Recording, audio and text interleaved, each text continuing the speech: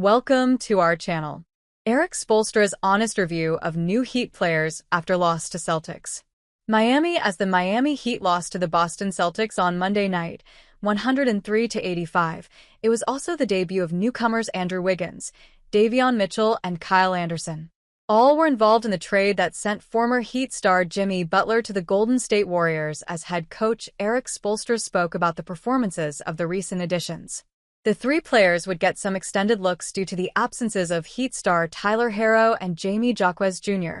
Even Wiggins and Mitchell would be in the starting lineup.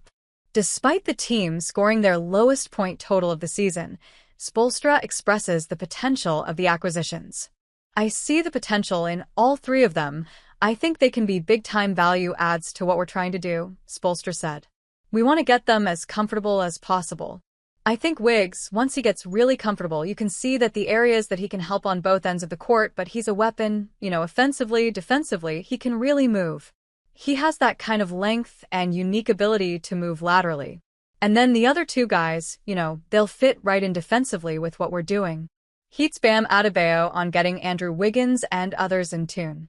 One player who isn't worried about easing the newcomers in with the team is the Heat's captain Bam Adebayo, who said after the game that Spoelstra is one of the greatest coaches in history. How quickly? We have one of the greatest coaches in the league, in history actually, Adebayo said. So, I'm not going to worry about how quick it's going to be for them. It's the first game for them. Obviously, they're trying to figure out what shots to take, buy into the system. And once they do that, we'll make a couple runs.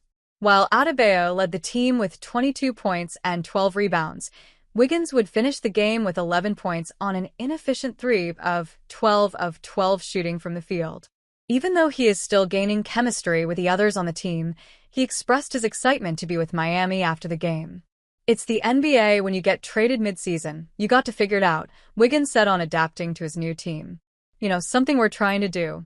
Great teammates here, great coaching staff, and everyone's been wonderful to me. I'm excited. We didn't win today, but we got a lot coming down the stretch. Heat's Davion Mitchell on expectations for the defense. Wiggins' teammate in Golden State Anderson would come off the bench, but had a frustrating debut as he missed all of his 5 attempts from the field. Mitchell, on the other hand, had some standout moments despite finishing with 4 points and 4 rebounds. He not only showed off his defensive intensity, but also his playmaking ability, as his passing was impressive in the aforementioned absence of Herro. He had a strong proclamation about his expectations for the defense, while also acknowledging what needed to be fixed. It's going to be really hard to score on us, Mitchell said. I think that we got a lot of players that can move their feet. Like I said before, we got Kellel on the backside, he can block shots, who can also get rebounds, who's a really smart defender. He's still young, but he's still learning.